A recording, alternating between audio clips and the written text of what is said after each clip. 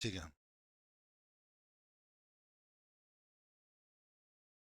Good evening to all of you.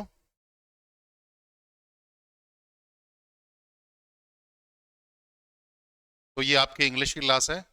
आज first class आपकी English की है जो मैं लूंगा। तो शुरू करने से पहले एक दो बेसिक बातें आपसे डिस्कस कर लूं।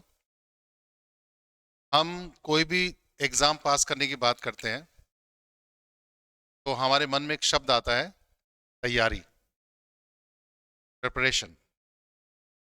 तो अच्छी बात है, पर एक शब्द और है जो पहले आना चाहिए, जो अक्सर नहीं आता है, वो है नॉलेज। तो हम क्या है, तैयारी के ढंग से सोचते हैं, मुझे तैयारी करनी है, प्रिपेयर करना है, लेकिन नॉलेज के ढंग से हम बहुत कम सोचते हैं, ना के बराबर। तैयारी का मतलब होता है रट्टा मार लिया, शॉर्टकट देख लिए, फॉर्मूला देख लिया, एग्जाम के हिसाब से जुगाड़ कर लिया। लेकिन नॉलेज का मतलब होता है आपके बेसिक कॉन्सेप्ट्स क्लियर है, आपको डाउट्स नहीं है, आपको कंफ्यूजन नहीं है, आपको पता है फॉर्मूला बना कैसे है, उसकी पूरा मैकेनिज्म आपको पता है। तो उसकी ब्यूटी, उसका कॉन्फिडेंस अलग ही होता है। तो आपकी तैयारी का जो आधार है वो नॉलेज होना चाहिए। तो आप क्लास में आते हैं ये सोचकर मुझे सीखना है, समझना है, जानना है, अपना बेस स्ट्रांग बनाना है। उसके बाद तैयारी अपने आप चली आती है। तो जो स्टूडेंट नॉलेजेबल होते हैं वो तैयार रहते हैं, प्रिपेयर्ड रहते हैं। तो आपका पहला उद्देश्य क्या होना चाहिए? जानना है, सीखना है, अपना बेस स्ट्रांग बनाना है। उसको ध्यान में रखते हुए जो भी टॉपिक हम क्लास में लेंगे उसके 4 स्टेप्स होंगे। पहला स्टेप, जो टॉपिक हमने लिया है, सबसे पहली तो बात, वो टॉपिक है क्या, किसके बारे में पढ़ने जा रहे हैं। क्योंकि ऐसे बहुत सारे टॉपिक्स जो हमने किए हैं अब तक, पर ये नहीं पता वो टॉपिक है क्या।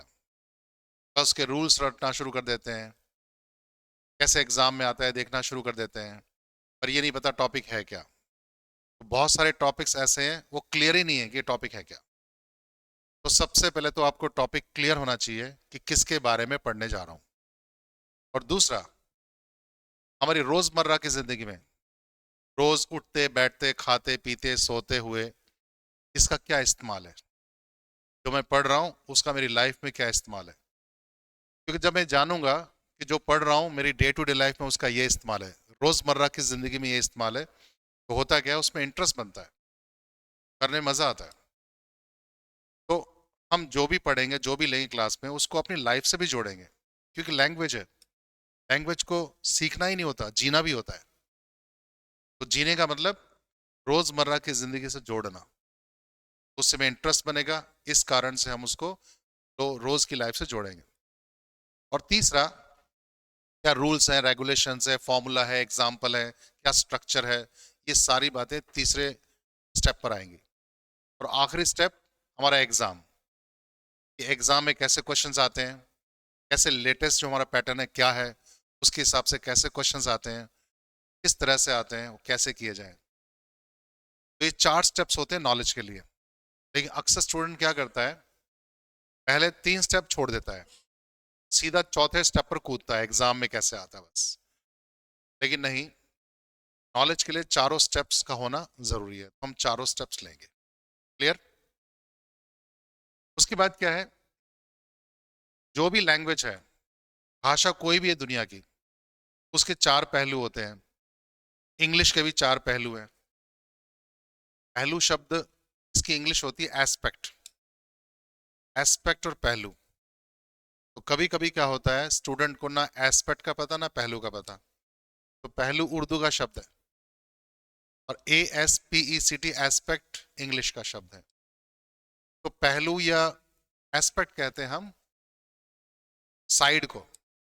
जैसे हम कहते हैं सिक्के के 2 पहलू। हमने सिक्का ले लिया, 10 पैसे का, 20 पैसे का, 1 रुपए का। तो सिक्के का एक साइड ये है, 2 साइड ये है, ये एस्पेक्ट्स हैं।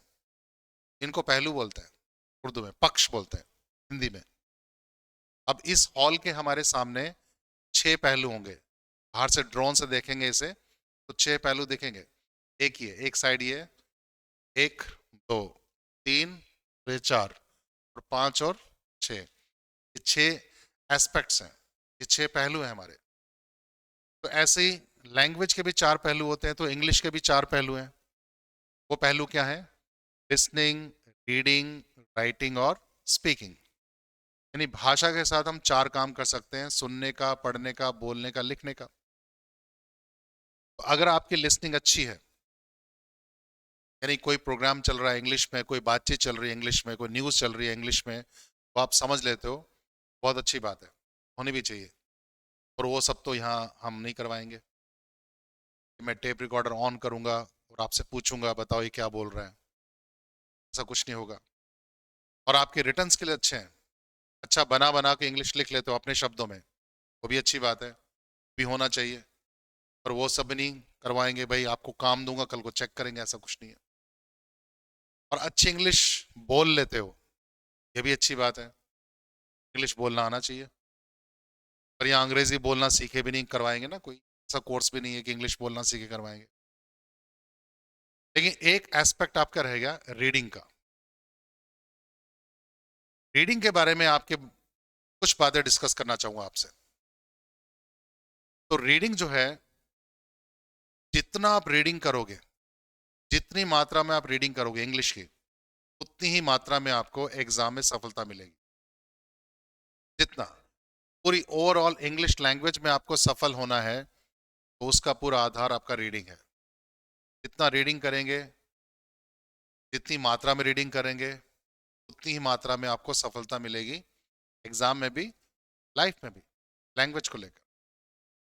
अब रीडिंग हम करते हैं, कुछ भी आप इंग्लिश पढ़ें, तो हमारे सामने सबसे पहली और सबसे बड़ी प्रॉब्लम एक आती है, वो आती है वोकेबलरी की। सुना है ना?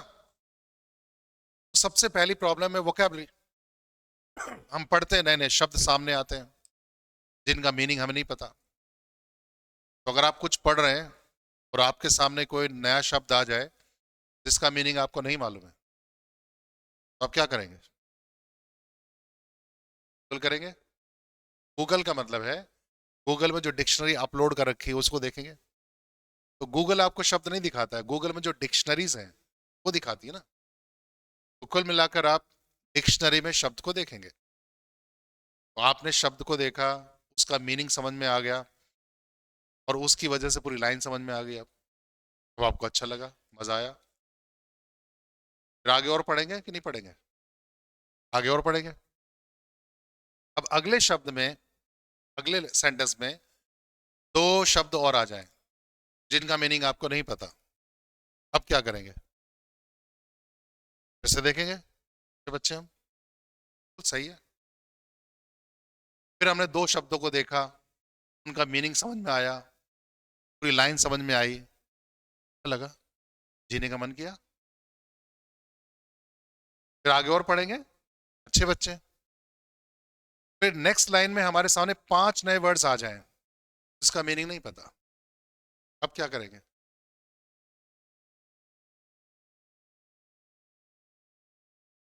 क्योंकि आप देखो, न्यूज़पेपर पढ़ो, कभी कभी अनसीन पैसेज पढ़ो, कभी कभी ऐसा होता है एक एक लाइन में 5 5 8 8 वर्ड्स होते हैं जो नहीं आते। तो हम क्या करेंगे? किताब बंद कर देंगे।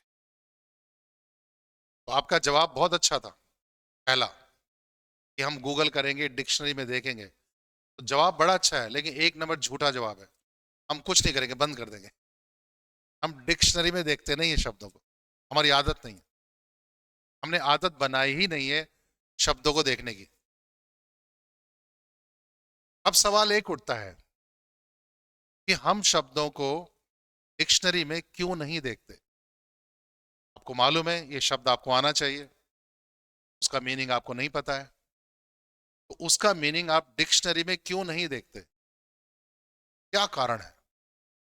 तो कभी सोचना, बहुत सारे पेड़ हैं बाहर, बैठ जाना पेड़ के नीचे और मेडिटेशन करना, अपने आप से पूछना कि हम शब्दों को क्यों नहीं देखते। तो खोद खोद के लास्ट में एक ही रीजन निकलेगा, वो है आलस। क्या है? आलस आता है, दूसरा कोई कारण नहीं है। भूल जाना दूसरा कोई कारण है, एक ही कारण है, बस आलस। आलस आता है। शब्दों को देखने में आंखें गड़ानी पड़ती है, कमर टेढ़ी होती है, गर्मी लगती है, कभी सर्दी लगती है, मच्छर काटते हैं, फिर उसको याद भी करना पड़ता है, लिखना पड़ता है, फिर अगला वर्ड करेंगे, इसको भूल जाएंगे, है ना। आज याद किया, मजा आ गया, हाँ। कल याद किया, मजा आ गया, परसों देखा तो वो साफ हो गए पीछे, है ना। ये होता है। तो फिर क्या करता है स्टूडेंट, बंद करके बैठ जाता है। तो आपको बताऊं मैं, आलस कोई बुराई नहीं है, कोई पाप नहीं है, ये प्राकृतिक देन है, ये प्रकृति का तोहफा है हमारे ऊपर। हाँ, सुस्त, आलस, हम सब आलसी होते हैं, मैं भी हूं, आप भी, हम सब आलसी हैं। आलस प्राकृतिक देन है। हम सब चाहते हैं बिना कुछ करे मिल जाए, बस कुछ करना ना पड़े, कहीं खेत में छुपा हुआ खजाना मिल जाए, बस कुछ करना ना पड़े, जिंदगी बीत जाए मेरी मस्त। और ये मत सोचना मैं लेक्चर झाड़ रहा हूं यहाँ पर, आपको बता रहा हूं, मेरा भी विचार ऐसा ही है, हम सब ऐसे ही हैं, हम सब ऐसे ही हैं। यहाँ पर आप हजारों लाखों स्टूडेंट को इकट्ठा कर लो हिंदुस्तान के, और उनको कहो भाई तेरी जान पहचान है एक डिपार्टमेंट में, और तेरी जॉब बस 1 महीने में लग गई, 1 महीने में ज्वाइनिंग है तेरी, 50,000 सैलरी है शुरू में ही, तो यहाँ से फटाफट भाग जाएगा वो सामान उठा के, फिर क्या करना। लग रही है जॉब, और ऐसी जॉब को हम बिल्कुल एक्सेप्ट कर लेंगे, स्वीकार कर लेंगे। लेकिन क्या कोई ऐसा स्टूडेंट होगा उनमें से जो कह सके नहीं मुझे नहीं चाहिए ऐसी जॉब, मेरा कुछ गया नहीं, कोई संघर्ष नहीं, कोई मेहनत नहीं, कोई नॉलेज नहीं, कुछ त्याग नहीं, ऐसी जॉब को मैं स्वीकार नहीं करता हूं। ऐसे होंगे स्टूडेंट, बड़े कम होंगे, लेकिन होंगे जरूर, पर बहुत कम, क्योंकि ऐसी जॉब को स्वीकार करने में कायरता चाहिए, बुजदिली चाहिए, लेकिन ऐसी जॉब को ठुकराने में बहुत ताकत चाहिए। वो ताकत आपके अंदर छुपी हुई है, और वो ताकत कब पैदा होती है, जब आप आलस से लड़ना सीख जाते हो। आलस हमारे सामने सबसे बड़ा दुश्मन है। इसी को हमने संघर्ष कहा है। संघर्ष का मतलब क्या होता है, हमारे खिलाफ परिस्थितियां हैं, फिर भी हम लगे हुए हैं। अगर पानी ऊपर से नीचे बह रहा है, अपने आप को छोड़ दो आप, कोई संघर्ष नहीं है। लेकिन पानी की धारा के खिलाफ आपको तैरना पड़ जाए तो संघर्ष होगा। तो यहां भी एक धारा जो बह रही है जबरदस्त ढंग से, वो है आलस की धारा। तो हम में से, चाहे मैं हूं, चाहे आप हैं, चाहे किसी बोर्ड से पढ़े हो, हिंदी मीडियम, इंग्लिश मीडियम, इस घर से, उस कास्ट से, उस धर्म जाति से, इस एरिया से, सफलता ये सब कुछ नहीं देखती।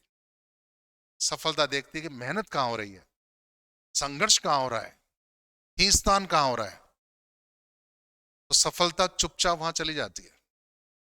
तो मेरे कहने का मतलब है, आलस तो सबको ही आता है, ये भी आता है, आपको भी आता है, हम सब चाहते हैं बिना कुछ करे मिल जाए। लेकिन मजा तो वो है ना, कि नहीं, इस आलस को एक तरफ रख के, माइंड को एक तरफ रख के, और लगा रहूंगा मैं। विपरीत स्थितियां हैं मेरे, प्रतिकूल है, अनुकूल नहीं है, फिर भी मैं लगा रहूं। गर्मी लग रही है, लगने दो, मच्छर काट रहे हैं, काटने दो, गर्मी, कमर टेढ़ी हो रही है, लगने दो, आंखें गड़ानी पड़ती, सब चलेगा। शरीर करना क्या है, शरीर का करो क्या है शरीर, इस शरीर को इस्तेमाल करें ना। और यहां पर कोई फिजिकल मेहनत की बात नहीं हो रही है, मेंटल मेहनत। और मेंटल मेहनत फिजिकल मेहनत से ज्यादा मुश्किल है, जो मन लगाना पड़ता है। और एक बात सुन लेना, वो मन ही क्या जो लग जाए, मन कभी लगता नहीं है। और एक बात बता दूं, ये मन ना आपका है ना मेरा है, मन मन है। इस पूरी कायनात पे, पूरी सृष्टि के अंदर मन मन है। मन आपका मेरा नहीं है, मन मन होता है, मन का स्वभाव ही होता है, नहीं लगता वो, मन को लगाना पड़ता है। मन जो लग जाए वो मन ही क्या, मन कभी लगता नहीं है। और खासकर ऐसे कामों में, पढ़ाई वाले कामों में, मेंटल कामों में मन नहीं लगता। तो वो मन ही क्या जो लग जाए ना, मन लगता नहीं, मन को लगाना पड़ता है। मन को गुलाम बनाना पड़ता है। अब तो हम मन के गुलाम खुद हो जाते हैं। मन कह रहा है सो जा, ठीक है सो जाते हैं। नहीं देखते डिक्शनरी में, कौन देखेगा। अब मन के गुलाम है। मन को करना चुपचाप बैठ जाए एक तरफ, मैं देखूंगा, तेरी क्या हिम्मत। तो कहने का मतलब है कसम खानी पड़ेगी कि नहीं, आलस आने दो, कोई दिक्कत नहीं है। और इसी को तपस्या कहा है। तप का मतलब क्या होता है? ऐसे बैठ जाना, बस करते रहना। अगर हमें आता ही होता तो यहाँ आते क्यों? नहीं, जब हमें सब कुछ आता ही तो यहाँ आए इसलिए क्योंकि हमें नहीं आता। अपने अज्ञान को स्वीकार करो। अज्ञान होना कोई बुराई नहीं है, लेकिन एक अज्ञान में बने रहना बुराई जरूर है। उसको दूर करने के लिए कुछ ना सोचना, ये बुराई जरूर है। और अपने अज्ञान को दूर करने के लिए जो बाधा होती है वो ये आलस होता है। सबको होता है, मुझे भी, मैं भी। जहां तक मैं महसूस कर रहा हूं, मेरे बाल सफेद हो गए पढ़ाते पढ़ाते। ऐसे नहीं आज ही उठ के मुंह उठा के आ गया पढ़ाने, ऐसा नहीं। बहुत साल से पढ़ा रहा हूं और मैंने अपने अंदर भी देखा है कि हाँ, आलस हमारा बहुत बड़ा दुश्मन है। तो भाई ऐसा है, बार बार शब्द आएंगे, पढ़ोगे तो मुश्किल लगेंगे, तो उनको डिक्शनरी में देखना पड़ेगा। रीडिंग से बच नहीं सकते। और ऐसे धीरे धीरे आपकी वोकैब स्ट्रांग बनती है, धीरे धीरे धीरे धीरे। टारगेट बना के चलते हैं, जैसे आज 5 वर्ड्स, कल और 5 वर्ड्स, फिर और 5 वर्ड, पिछले भूलेंगे। अब स्टूडेंट मेरे पास आते हैं, सर ये रूल आप करवा रहे हो, पिछले तो भूल रहे हैं हम। ठीक है, कोई दिक्कत नहीं, तो क्या हुआ, माइंड है तो भूलता भी तो है। ये थोड़ी हर चीज याद ही रखेगा, भूल भी जाता है। भूलना फिर याद करना, भूलना फिर याद करना, ये लर्निंग प्रोसेस होता है। तो ये जो लर्निंग प्रोसेस है उसका एक हिस्सा है। भूल जाना भी तो एक हिस्सा है। आज मैं ही कोई एक कंप्यूटर कोर्स ज्वाइन कर लूं, मुझे कंप्यूटर के टर्म्स नहीं पता, नहीं, भूल जाऊंगा बहुत सारी चीजें। लेकिन मुझे बार बार याद करनी पड़ेंगी। तो बार बार करेंगे जिद पकड़ के, तभी तो कुछ बनेगा उसमें।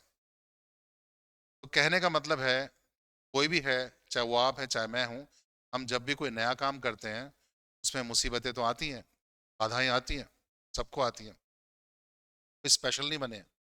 आलस भी सबको आता है। और मजा तब है इस आलस को एक तरफ करके, इस मुसीबत को एक तरफ करके ना, और लगे रहें।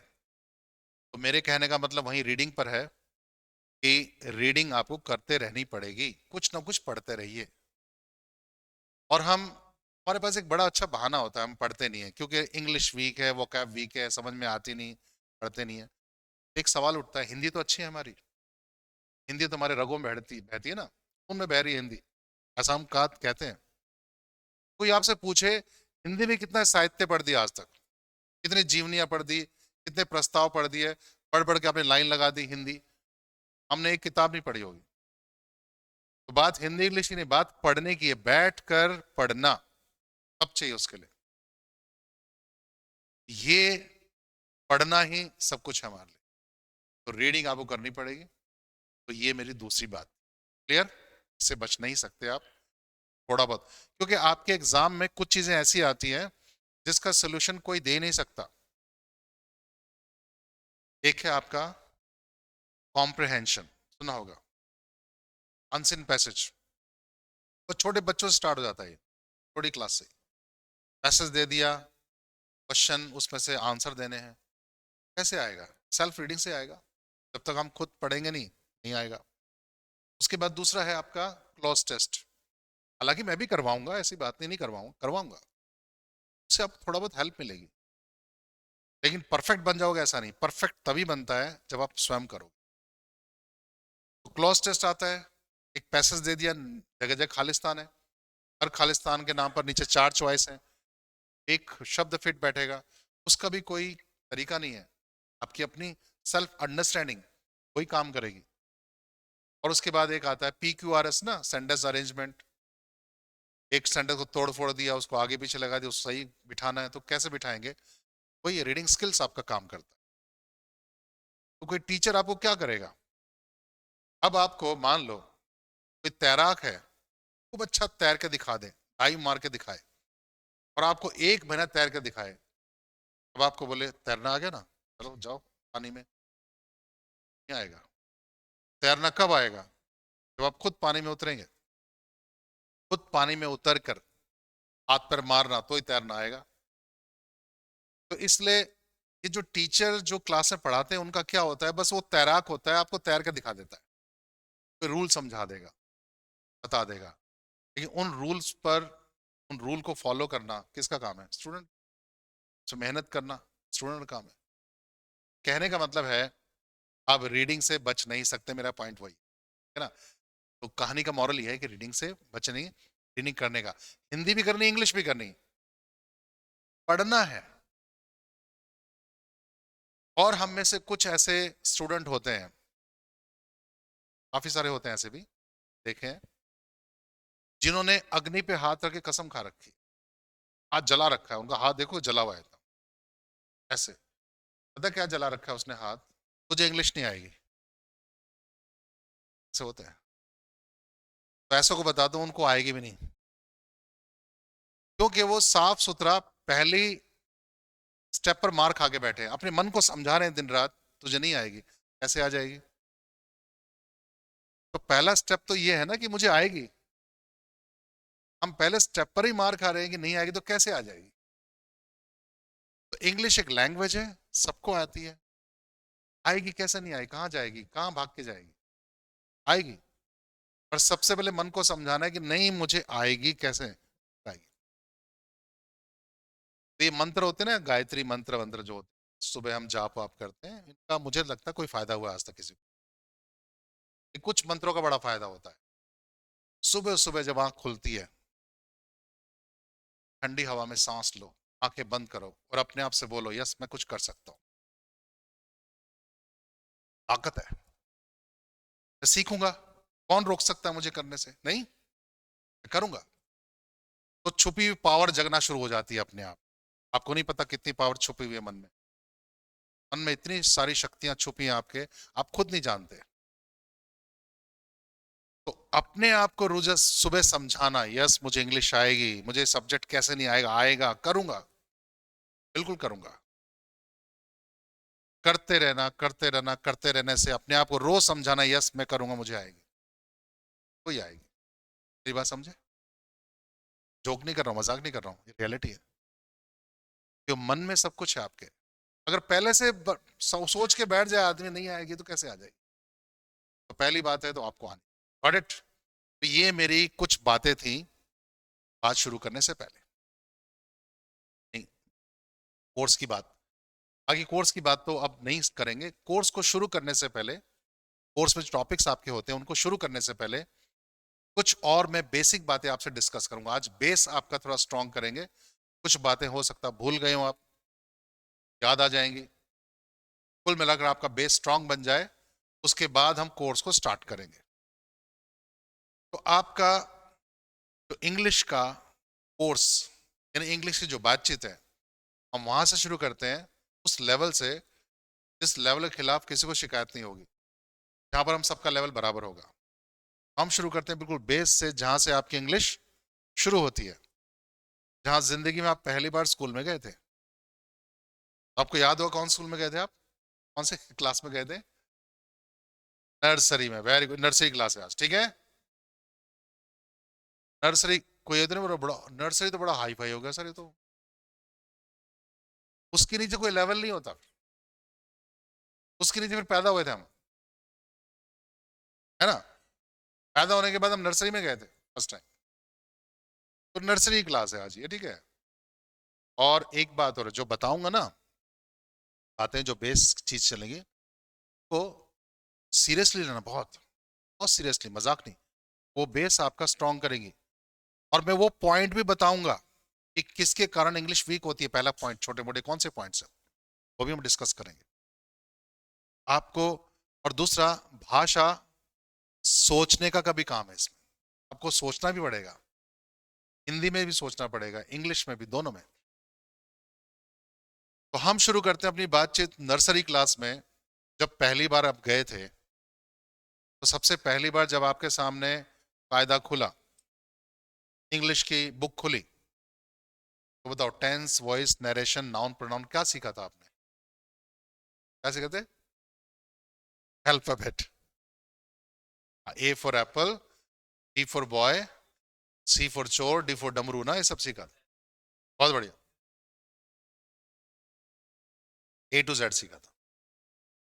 अच्छा, ए के बाद बी, बी के बाद सी, सी के बाद डी, ए से लेकर जेड तक, इसको हम बोलते हैं अल्फाबेट। क्या बोलते हैं? अल्फाबेट। और जो लेटर्स हैं, बीच में जो ना कैरेक्टर्स होते हैं, चरित्र जो होते हैं, या बीच में सिंबल्स होते हैं, इनको आप उठाओ कहीं से भी, एल एम टी एम ना, इनको बोलते हैं हम लेटर्स। क्या बोलते हैं? ये लेटर्स होते हैं। और लेटर्स को सीक्वेंस में बिठाओ तो उसको बोलते हैं अल्फाबेट। क्या बोलते हैं? अल्फाबेट। तो मेरा पहला सवाल इस भरी पंचायत में, ऐसा कोई बैठा जिसको ए टू जेड ना आते हो? सबको आते हैं ना? गुड। क्योंकि आगे तभी बढ़ेंगे ना जब पहले एक लेवल क्लियर हो जाएगा। अब हम आगे बढ़ जाए और आप पीछे बोलो मेरे को बाहर पकड़ लो टॉयलेट के पास में, सर मेरे को तो एबीसीडी भी नहीं आती, है ना? कई बोलते हैं मुझे वो भी नहीं आती। तो ए टू जेड सबको आता है ना? बहुत बढ़िया। तो ये आप बधाई के पात्र हैं, ए टू जेड सबको आता है। एक टेस्ट सबका पास हो गया, ठीक है ना? सबका लेवल आपका बराबर हो गया। और इसमें भी एक बात सुनना, कि हिंदी की काखा नहीं आती होगी, भूल जाएंगे, चाय पैता है मेरा ना कहाँ था। लेकिन इंग्लिश की एबीसीडी सबको आती है। तो ए, हाँ, कुछ को आता होगा, ऐसी बात नहीं है। ए से लेकर जेड तक सबको आता है। एक टेस्ट पास हो गया, आप वहां रुके कि आगे बढ़े? बड़े अच्छे बच्चे हो, आगे बढ़े। फिर आगे बढ़े तो आपने क्या देखा, ये जो लेटर्स होते हैं ना, टी एम पी एल, इनको फिर जोड़ना सीखा। तो लेटर्स को जोड़ने से क्या बनेगा? अभी ज्ञान भरा पड़ा आप लोगों को। यानी आपको मालूम है लेटर को जोड़ने से क्या बनता है? वर्ड बनता है। बहुत बढ़िया। एक टेस्ट और पास कर लिया आप लोग, बहुत बढ़िया, है ना? वो अलग बात है किसी वर्ड की स्पेलिंग ना आती हो ना, वो अलग मैटर है। पर ये तो पता है कि लेटर को जोड़ने से क्या बनता है? वर्ड बनता है। बहुत बढ़िया। एक टेस्ट और क्लियर हो गया।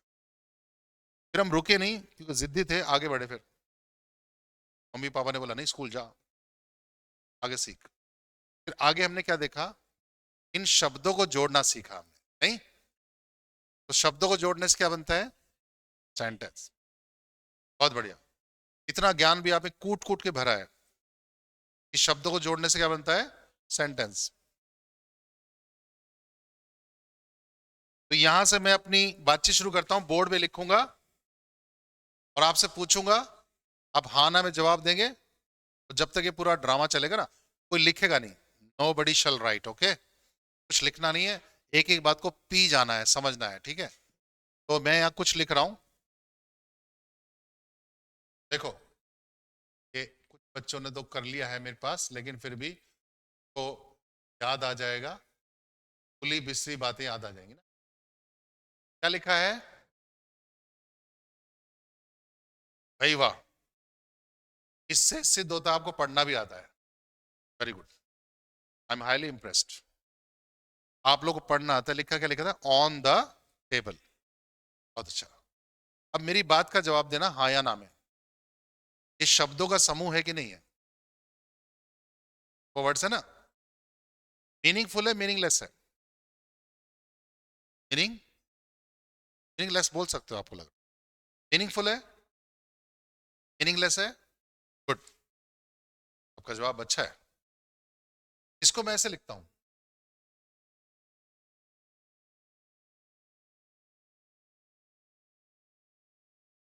The on table. एक लिखा ऑन द टेबल, एक लिखा द ऑन टेबल। और आपसे कहा जाए इनमें से एक को चुनना है, कौन सा चुनेंगे? On the table. इसको चुनने के पीछे कारण पता है क्या है? ये मीनिंगफुल है और ये मीनिंगलेस है। प्रूव हो गया, मीनिंगलेस है ना मीनिंगफुल है। तो ग्रुप ऑफ वर्ड्स है, हाँ मीनिंगफुल है, हाँ। तीसरा सवाल, क्या ये सेंटेंस है? नहीं। ठीक है, अभी हमने कहा था चीख चीख के ना, शब्दों को जोड़ने से क्या बनता है? सेंटेंस। एक और लेते हैं, देखो, अच्छे बच्चों की तरह। यहां मैं लिखता हूं रितु प्लेस। क्या लिखा है? ऋतु खेलती है ना, बताओ शब्दों का समूह है, मीनिंगफुल है, सेंटेंस है, अच्छा सेंटेंस है। तो मजे की बात, ऊपर 3 शब्दों वाला सेंटेंस नहीं कहला रहा है, लेकिन 2 शब्दों वाला सेंटेंस कहला रहा है। तो कुछ ना कुछ लोचा लफड़ा है ना, इसको जानेंगे। सुनना क्या क्या, नीचे कोई ऐसा शब्द है जिसके बारे में बात कर रहे हैं हम। किसके बारे में बात कर रहे हैं? ऋतु के बारे में। शाबाश, हाँ वेरी गुड। और कसर रह रही है। तो जिसके बारे में बात करते हो उसे हम क्या बोलते हैं? सब्जेक्ट। क्या बोलते हैं? हाँ, तो आज की मेरी पहली बात इस क्लास में जो स्टार्ट हो रही है वो ध्यान रखना, जो इतनी आसान नहीं है। मैं आपसे पूछता भी रहूंगा क्लास में, सब्जेक्ट किसे कहते हैं? आपका एक ही जवाब आना चाहिए, जिसके बारे में बात हो रही है। सब्जेक्ट का मतलब जिसके बारे में बात हो रही है, तो सब्जेक्ट कहते हैं। तो बिल्कुल सिंपल डेफिनेशन है, सड़क छाप डेफिनेशन है, किताबी नहीं है। जिसके बारे में बात हो रही है उसे हम सब्जेक्ट कहते हैं। और प्ले ऐसा शब्द है जो ऋतु का एक्शन बता रहा है। क्या बता रहा है? खेलना, खाना, पीना, सोना, उठना, मरना, पीटना, सब एक्शन होता है। तो जो शब्द सब्जेक्ट का एक्शन बताता है उसे भी हम वर्ब कहते हैं। ठीक है, लेकिन ऊपर वाले ग्रुप ऑफ वर्ड्स में ना कोई सब्जेक्ट है ना कोई वर्ब है, पर मीनिंगफुल जरूर है। और मीनिंगफुल जो भी होता है भाषा में, उसका एग्जिस्टेंस होता है, उसका अस्तित्व होता है। तो सुनो, आज कसम खा लो, ऐसा कोई शब्दों का समूह जिसका मीनिंग हो और सब्जेक्ट वर्ब ना हो, उसे हम आज के बाद बोलेंगे फ्रेज। क्या बोलेंगे? हाँ जी, फ्रेज। इसको बोलते हैं फ्रेज। फ्रेज को हिंदी में कहते हैं वाक्यांश। क्या बोलते हैं? आपकी इंग्लिश लैंग्वेज भरी पड़ी है फ्रेजेस से, बहुत फ्रेजेस है, दुनिया भर के फ्रेजेस, और आप रोज बातों में इस्तेमाल करते हो फ्रेज। देखो, एक शब्द होगा, एक से ज्यादा शब्द होते ही फ्रेज एक साथ बोला जाएगा और उसका एक मीनिंग होगा, और आप बोलते हो। अब इसमें लिखा ऑन द टेबल, अगर मैं कहूं अंडर द टेबल, फ्रेज है। इन द रूम, फ्रेज है। और आप ऐसे बहुत सारे वर्ड बोलते हो रोज, पता कैसे? प्ले ग्राउंड, क्या बोला आपने? 2 वर्ड्स है, मीनिंगफुल है, क्या ये? फ्रेज हो? नहीं। लेक्चर स्टैंड, क्या है ये? लेक्चर और स्टैंड। पुलिस स्टेशन, क्या? ग्राम पंचायत बोलते हैं 2 शब्दों से, ये फ्रेज तो है। और क्या फ्रेज है? एयर कंडीशनर, फ्रेज है ये, है ना? ये सब फ्रेज तो है, ये सब फ्रेज है। अब कोई बोलेंगे, जैसे हम बोलेंगे हिसार रोड ना, हिसार जा रहा है, तो हिसार और रोड दोनों मिलकर एक सेंस बनाते हैं। क्या ये? फ्रेज। अब फ्रेज बहुत सारे बोलते हैं बातों में, दुनिया भर के फ्रेजेस है आपकी बातचीत में, लेकिन हमें पता नहीं होता कि फ्रेज आ गया। हमने सुना होता फ्रेज फ्रेज। आज के बाद क्लियर होना चाहिए, फ्रेज किसे कहते हैं? ऐसे शब्दों का समूह जिसका मीनिंग तो हो और उसे सब्जेक्ट वर्ब ना हो। लेकिन ऐसे शब्दों का समूह जिसका मीनिंग और सब्जेक्ट वर्ब भी हो, उसे हम आज के बाद बोलेंगे सेंटेंस। क्या बोलेंगे? ये होता है आपका सेंटेंस। क्या होगा जी? सेंटेंस। तो आज के बाद आपको फ्रेज और सेंटेंस को अलग करना आना चाहिए। फ्रेज और सेंटेंस को अलग पॉकेट्स में डाल के रखना, संभाल के। नहीं, और इतना आसान नहीं है। आप सुन तो रहे हो, बड़ा अच्छा लग रहा है, मजा आ रहा है ना? इतना आसान नहीं है। बहुत सारे ग्रुप ऑफ वर्ड्स ऐसे होते हैं, नहीं पता लगता फ्रेज है सेंटेंस है। अच्छा, क्यों नहीं पता लगता? कि हमें एक चीज की पहचान नहीं हो पाती है, सब्जेक्ट की और वर्ब की। तभी आपका एक टॉपिक है सब्जेक्ट वर्ब एग्रीमेंट। ये टॉपिक क्यों बनाया गया है? सिर्फ एक बात को देखने के लिए कि स्टूडेंट को सब्जेक्ट ढूंढना आता है नहीं आता। सबसे पहले तो सब्जेक्ट मैटर, सब्जेक्ट जिसके बारे में बात हो रही है उसका पता होना चाहिए। कभी कभी पूरा पूरा सेंटेंस पढ़ जाते हैं हम लोग, ये नहीं पता सब्जेक्ट क्या है उसमें, इसके बारे में बात कर रहे हैं। तो सब्जेक्ट ढूंढना आपको आना चाहिए, तो सब्जेक्ट वर्ब दोनों मिलेंगे तो सेंटेंस बनेगा, और सब्जेक्ट वर्ब नहीं है तो, और मीनिंगफुल है तो क्या है, फ्रेज है। अगली बात, ऑन द टेबल जो लिखा है, इससे आपको किसी टेंस का बोध हो रहा है, present past future? Police station कुछ पता लगा, प्रेजेंट है पास्ट फ्यूचर क्या है? नहीं लगा ना। लेक्चर स्टैंड कुछ लगा? लगा। एक ऋतु खेलती है, टेंस का पता लगा? किसका? प्रेजेंट। हाँ, टेंस का मतलब प्रेजेंट पास्ट फ्यूचर, किसका लग रहा है? ऋतु खेलती है, प्रेजेंट का। ऋतु खेलती थी, ऋतु खेलेगी। हाँ, तो अगला डिफरेंस सुनो, दोनों में क्या होता है, फ्रेज से आपको कभी टेंस का पता नहीं लगेगा, लेकिन सेंटेंस से आपको टेंस का पता लगेगा, क्योंकि टेंस का बोध कराने वाला दुनिया की सभी भाषाओं में एक ही शब्द है, वो है वर्ब। क्या है? वर्ब से ही टेंस का पता लगता है। जब वर्ब ही नहीं है तो टेंस का पता कहां से लगेगा? अब पुलिस स्टेशन में वर्ब है ही नहीं, बस स्टैंड, बस स्टैंड में कोई वर्ब है ही नहीं, पता कहां से लग गया? वर्ब का होना जरूरी है, तो जब वर्ब होगी तो ही टेंस का पता लगता है।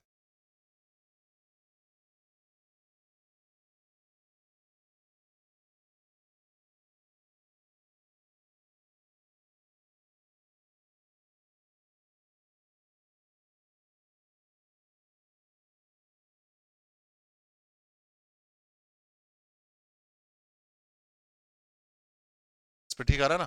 ठीक है, देखो,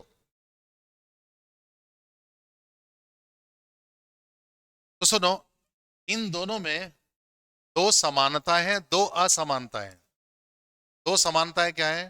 दोनों ही ग्रुप ऑफ वर्ड्स हैं, और दोनों ही मीनिंगफुल हैं। और दो असमानताएं क्या है? इसमें सब्जेक्ट वर्ब नहीं है, इसमें सब्जेक्ट वर्ब है, इससे टेंस का पता नहीं लगता, इससे टेंस का पता लगता है। ये फ्रेज और सेंटेंस में डिफरेंस है। आगे देखो, अगर मैं कहता हूं रीतु प्लेज, क्या लिखते हैं हम, चेस। रीतु चेस खेलती है, तो चेस एक ऐसी चीज है जिस पर खेलने का काम हो रहा है, इसे हम क्या बोलते हैं, ऑब्जेक्ट। ऑब्जेक्ट क्या होता है? वर्ब को रिसीव करता है, वर्ब को अपने ऊपर सहता है, उसे हम ऑब्जेक्ट कहते हैं, और उसको करने वाला सब्जेक्ट होता है। तो एक बात और सुनना, जो मैं आपसे पूछता रहूंगा, स्टूडेंट भूल जाता है, उठ पटांग जवाब देता है। सब्जेक्ट किसका होता है मालूम है? वर्ब का। किसका? सब्जेक्ट का ऑब्जेक्ट नहीं होता। स्टूडेंट बोलता है सब्जेक्ट ऑब्जेक्ट का होता है, ऑब्जेक्ट सब्जेक्ट का होता है। सब्जेक्ट का ऑब्जेक्ट का भी नहीं होता। सब्जेक्ट होता है वर्ब का, और ऑब्जेक्ट भी वर्ब का। वर्ब का ही सब्जेक्ट, वर्ब का ही ऑब्जेक्ट।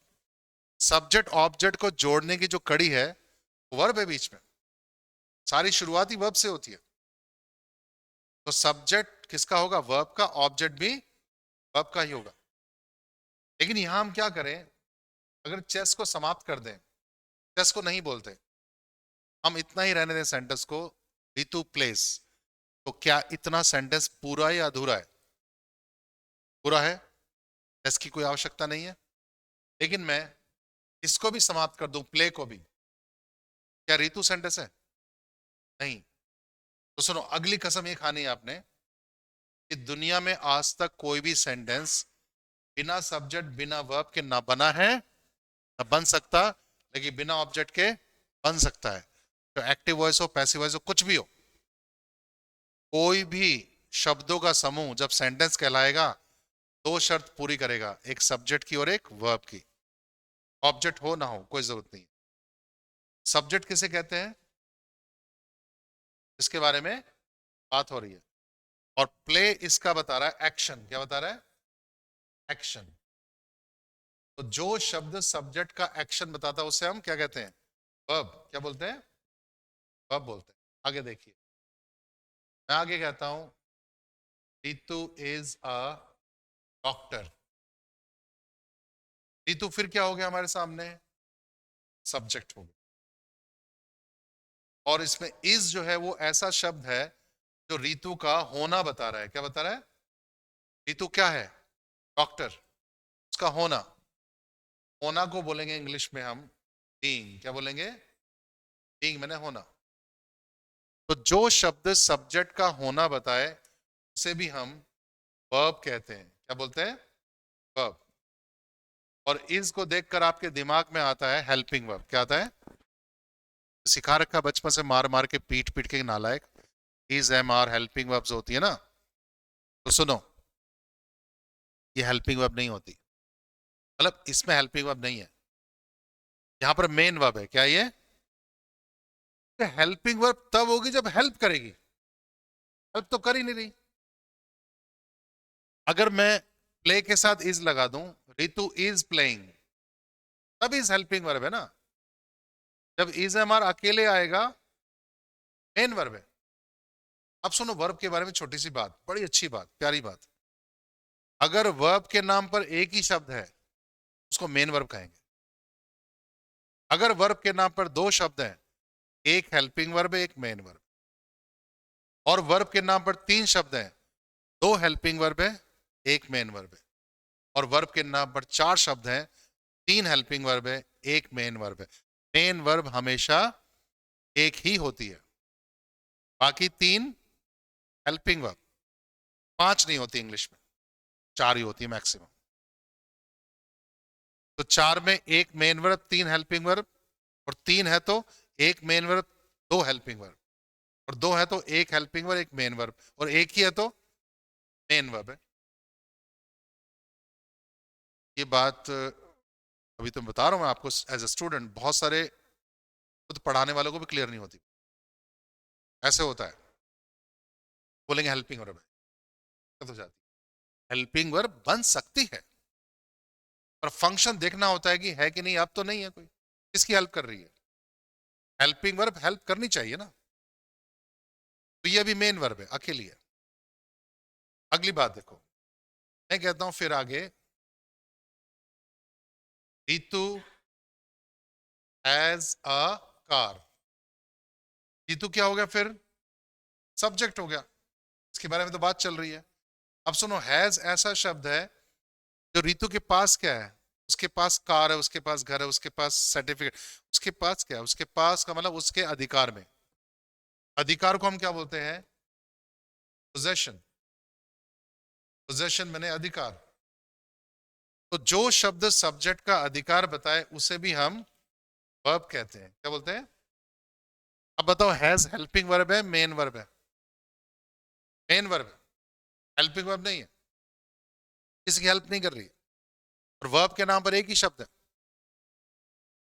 तो सुनो, दुनिया में आज तक कोई भी सेंटेंस बिना सब्जेक्ट, बिना वर्ब के ना बना है ना बन सकता, लेकिन बिना ऑब्जेक्ट के बन सकता है। सब्जेक्ट किसे कहेंगे? इसके बारे में बात हो रही है। और आज के बाद मैं कभी आपसे पूछूं क्लास में, या आपसे कोई चलता फिरता पूछ ले कहीं सड़क पे, या कभी आप अपने आप से पूछ लो, या कभी रात को आपको सपना ही आ जाए वर्ब का, तो घिसा पिटा जवाब मत देना पुराना वाला, नया जवाब। बिल्कुल, वर्ब का ख्याल आते ही आपके मन में तीन बातें छप जाने चाहिए। Action being possession. क्या? इस पे जोर रहता है मेरा, एक्शन बीइंग पोजेशन। मैं जब भी पूछूं वर्ब किसे कहते हैं, तो आपने बताना है एक्शन बीइंग पोजेशन। याद रखनी बात। क्यों याद रखनी है? Action being possession. एक्शन मतलब क्या कर रहा है वो, बीइंग उसका होना। क्या है वो? डॉक्टर है, टीचर है, इंजीनियर है, पागल है, क्या है उसका? बेवकूफ है, होना। बीमार है, ठीक है ना, बेकार है। और ये पोजेशन, उसके पास क्या है? Action being possession. तीन बातों का होना जरूरी है। क्यों, किस लिए? मैंने कहा था ऐसी चीज बताऊंगा जो आपकी इंग्लिश को वीक करता है। तो सबसे पहला वीक करने वाला जो बंदा है वो वर्ब है। क्या है? ये वर्ब आपकी इंग्लिश को खोखला करती है, वीक करती है। समझ में नहीं आता वर्ब कैसे आ गया, कैसे धोखे देती है आपको। ये धोखे देती है बड़े अच्छे अच्छे, इसके धोखे में फंस जाते हैं हम, फिर आगे जीने का मन नहीं करता, जिंदगी बेकार लगती है। कैसे लगती है? धोखे, पहले देखो इसके धोखे पहचानते क्या धोखे हैं। और उस धोखे को हम एक ही नॉलेज से समाप्त कर सकते हैं, वो नॉलेज है एक्शन बीइंग पोजेशन वाली। टू बी लग जाता कहीं, क्या लगता है? To be. टू बी क्यों आ गया? बी का ख्याल आदमी बच्चे को नहीं होता, इंग्लिश में हिंदी मीडियम पढ़े, बी क्या होता है पता? टू हैव आता है, कभी क्या आता है, कभी कभी हैज बीन आ जाता है, क्या आता है? Has been. कभी हैड बीन आता है, हैज बीन हैड बीन। क्यों आ गया हैड बीन? बीन कैसे आ गया? कभी कभी हैव हैड आता है, क्या होता है? हैव से दुखी थे ही, हैड और आ गया, एक हैव हैड। और कभी कभी ऐसा जुल्म होता है हमारे ऊपर, हेड हेड आता है, क्या आता है? तो हेड हेड देख के बिल्कुल जीने का मन नहीं करता, फिर दिल करता है गंजा होके निकल जाए हिमालय में ना। ये हेड, क्या पता क्या लगता है, दो दो हेड देखकर खपाई में गलती हो गया, स्प्रिंट हो गया है, एक ही हेड होगा, ये गलती छप गया होगा, लेकिन नहीं। सीधी सी बात है, ये यही वर्ब के धोखे हैं, ये वर्ब को फंसाती है आपको, वर्ब क्लियर नहीं होती। तो ये वर्ब के जो धोखे होते हैं ना, हेड हेड आना, हेड बीन आना, हेड हैव हैड आना, हैज हैड आना, ये कब क्लियर होते हैं? जब आपको एक नॉलेज होती है एक्शन बीइंग पोजेशन। कैसे? एक तमाशा दिखाता हूं आपको, नमूना ना, नमूना बड़ा अच्छा नमूना मेरे पास, उसको देखने का है, मजा आएगा। देखो देखो, इसको नमूना देखते हैं, एक्शन बीइंग पोजेशन की पावर क्या है, इसकी नॉलेज, इसके धोखे को पहचानने में कैसे मदद करती है हमारी। एक सेंटेंस है, इंग्लिश में बोलना चाहता हूं, उसे जाना चाहिए, क्या इंग्लिश बनेगी? उसे जाना चाहिए, हाँ। बताओ। ही, हाँ, शुड गो, बहुत बढ़िया। उसे जाना चाहिए, ही शुड गो। शुड जहां आता ना, चाहिए होता ना, ही शुड गो, उसे जाना चाहिए, उसे खाना चाहिए, ही शुड ईट, उसे पढ़ना चाहिए, he should read, he should study, he should meet. Should, उसे जाना चाहिए। तो पहले मुझे बताओ, उसे जाना चाहिए सेंटेंस में किसके बारे में बात हो रही है, एक्शन बीइंग या पोजेशन? क्या हो रहा है? एक्शन हो रहा है, सबको लग रहा है एक्शन, सही कहा। इसमें एक बात ध्यान रखना, आपने सुना है, ये सुना होगा, आगे भी सुनेंगे, will would shall should can could ना, मॉडल्स होती हैं, और मॉडल्स होती हैं हेल्पिंग वर्ब्स। क्या होती हैं? हेल्पिंग वर्ब्स होती हैं। अब इसमें क्या है, वर्ब के नाम पर दो शब्द है, एक तो शुड है और एक गो है। तो जो गो है, ये ये तो है मेन वर्ब, जिसको गोला बताए वो मेन वर्ब है, और शुड क्या है? Helping verb. तो वर्ब के नाम पर दो शब्द आ गया, तो एक हेल्पिंग वर्ब, एक मेन वर्ब। और ये बात हमने कब कही है? प्रेजेंट में। किसमें कही है? प्रेजेंट के अंदर कही है, तो जाना चाहिए। अब देखो, हमें सिखा रखा है वर्ब की तीन फॉर्म होती है, बचपन सिखा रखा है मार मार के, वर्ब की फर्स्ट फॉर्म, सेकेंड फॉर्म और थर्ड फॉर्म। तो गो की जो मेन वर्ब है उसकी फर्स्ट फॉर्म क्या होगी? Go. Second form went, third form gone. बहुत बढ़िया, शाबाश, बहुत ऊंचा जाओगे आप लोग। गो वेंट गॉन, तीन फॉर्म है ना? अरे वाह, बता दिया आपने, इम्प्रेस्ड। उसे जाना चाहिए, शुड गो। अगर इसको बोलना चाहते हैं पास्ट में, उसे जाना चाहिए था, कैसे बोलेंगे?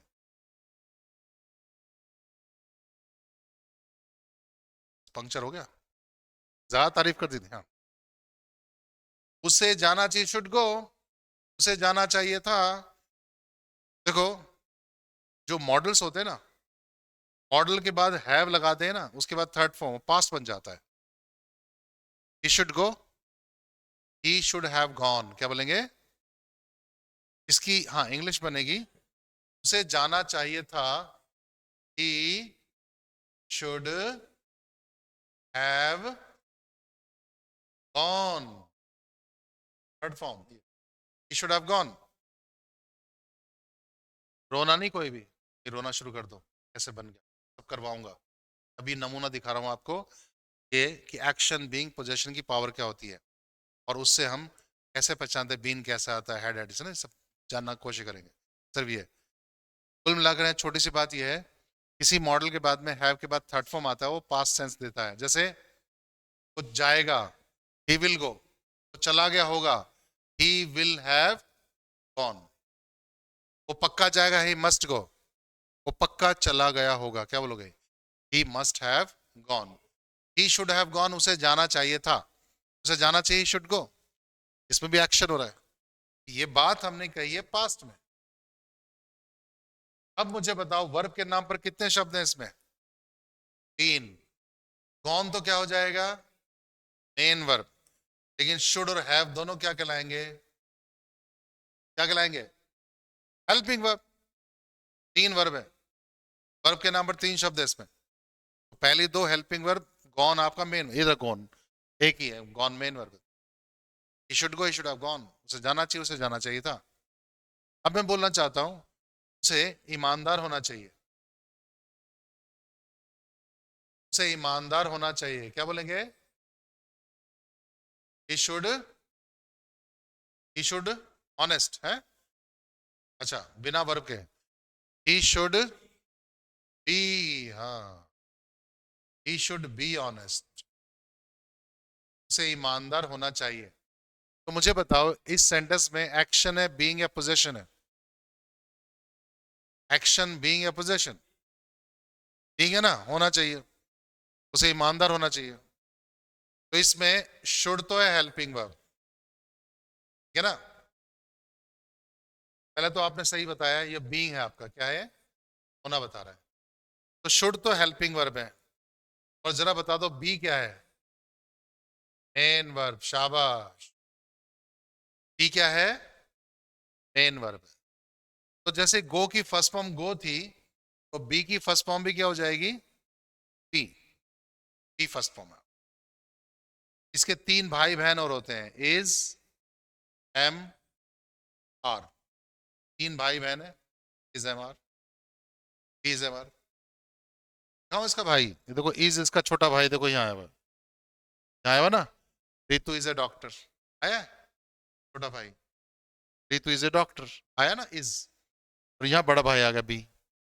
ये बी इज एम आर क्या करते हैं, भाई बहन होना बताते हैं। बी वहां आता जहाँ इज एम आर नहीं आता, जहाँ इज एम आर आता तो वहां बी नहीं आता, यहाँ बी इज एम आर, यहाँ तो शुड मॉडल के बाद कभी इज नहीं आता, ही आता है, होना बताता है, ही शुड बी ऑनेस्ट। अब बी इज एम आर, गो की 3 फॉर्म हो गई ना, बी इज एम आर की भी तो तीनों फॉर्म होनी चाहिए ना, जो वर्ब है। तो बी इज एम आर की सेकंड फॉर्म क्या होती है, क्या होती है, वॉज वर, बहुत बढ़िया। जिसको नहीं पता कोई बात नहीं, आज के बाद नहीं भूलना है, पाप चढ़ेगा, इंग्लिश नहीं आएगी। सेकंड फॉर्म क्या होती है, वॉज वर। थर्ड फॉर्म भी तो होती होगी, क्या होती है, बीन। जिनको नहीं पता ना, जिसको नहीं पता भूल जाओ, पूरा सपना समझ के भूल जाओ, आज के बाद नहीं भूलना है कि थर्ड फॉर्म बीन होती है। और ये मत पूछना क्यों होती है, कई पूछते सर क्यों होती है, ये तो बता दे, गॉन गॉन होती है थर्ड फॉर्म, तो इसकी भी थर्ड फॉर्म बीन, वो अलग बात है, पता नहीं होती, बहुत सारे स्टूडेंट को नहीं पता होती कि बीन थर्ड फॉर्म है। तो बी इज हमारा फर्स्ट फॉर्म होती है, वाज वर सेकंड फॉर्म होती है, और बीन थर्ड फॉर्म होती है। उसे ईमानदार होना चाहिए, उसे ईमानदार होना चाहिए था, क्या बोलेंगे, ही शुड हैव, उसके बाद बीन ऑनेस्ट, उसे ईमानदार होना चाहिए था। अब इसमें जो शुड है वो क्या है, हेल्पिंग वर्ब, और बीन क्या है, main verb, been main verb है, और शुड हैव दोनों हेल्पिंग वर्ब। ऐसे आता है बीन, हमने रट्टा मार रखा होता है, बीन आता है पैसिव वॉइस में ना, has been done, have been done आता है, और यहाँ कोई पैसिव वॉइस नहीं है, ये आपका होना है। तो he should have been honest, उसे ईमानदार होना चाहिए था। ही शुड बी ऑनेस्ट, उसे ईमानदार होना चाहिए। अगला, अगर मैं कहता हूं उसके पास लाइसेंस होना चाहिए, ही शुड ही रहेगा ना, चाहिए। तो उसके पास लाइसेंस होना चाहिए, उसके पास कार होनी चाहिए, उसके पास नहीं है, आई कार्ड होना चाहिए, कुछ ना कुछ। क्या बोलेंगे? ही शुड हैव अ कार, उसके पास कार होनी चाहिए। मुझे बताओ, एक्शन बीइंग पोजेशन क्या है? एक्शन बीइंग पोजेशन, पोजेशन है, बिल्कुल। जिसमें हैव क्या है? Main verb. शुड क्या है? Helping verb. तो जब शुड की ये मेन वर्ब है, तो फर्स्ट फॉर्म शुड की क्या होगी? First form have. इसका एक भाई और होता है हैव एज फर्स्ट फॉर्म होती है। छोटा भाई इसका हैज होता है ना, देखो ये आया हुआ है, क्या हैज आया ना, ऋतु हैज, पोजेशन बता रहा है, तो ये हैव एज। सेकंड फॉर्म क्या होता है? हैड है, बहुत बढ़िया। थर्ड फॉर्म भी होती है, हैड ही होती है। ये मत पूछना क्यों होती है, थर्ड फॉर्म भी हेड होती है।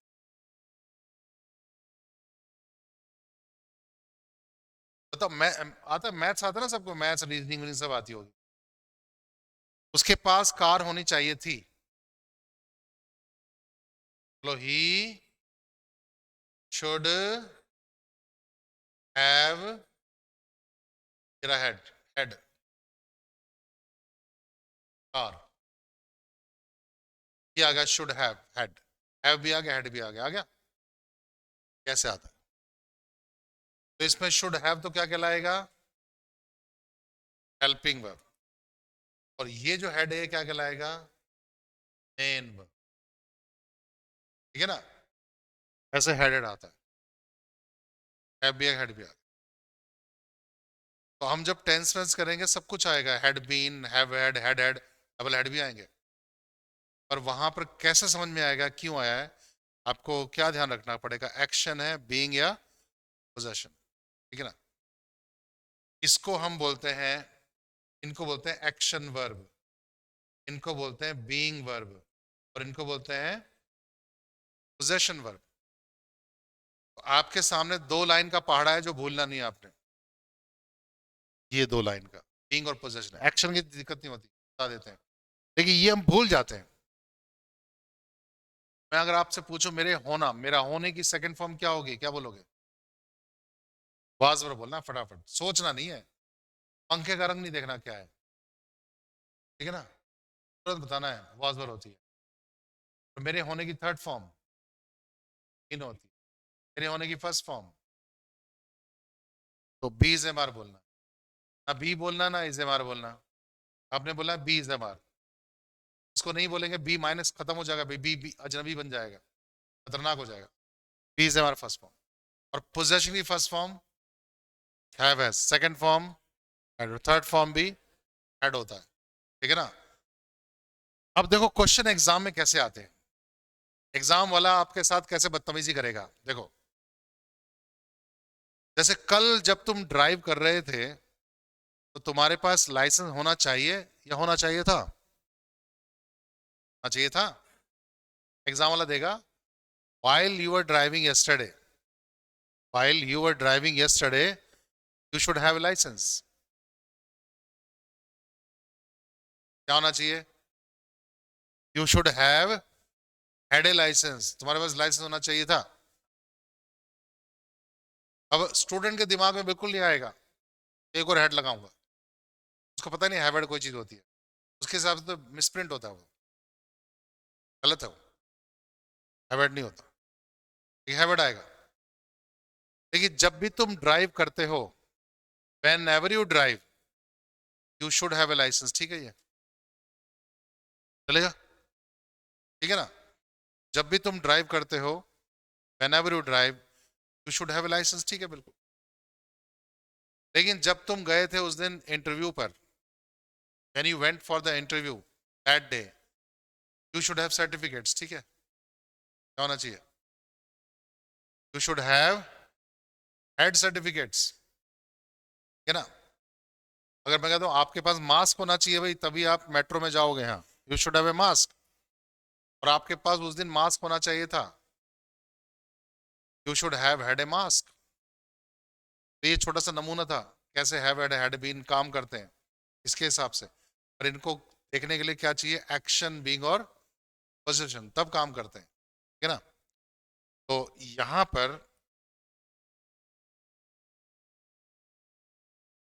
क्या है,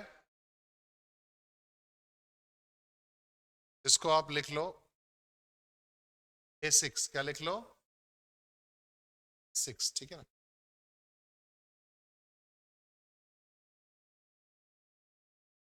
उतार लो इतना, लिख लो, है लिखा हुआ है पहले से, नोट्स बना रखा है?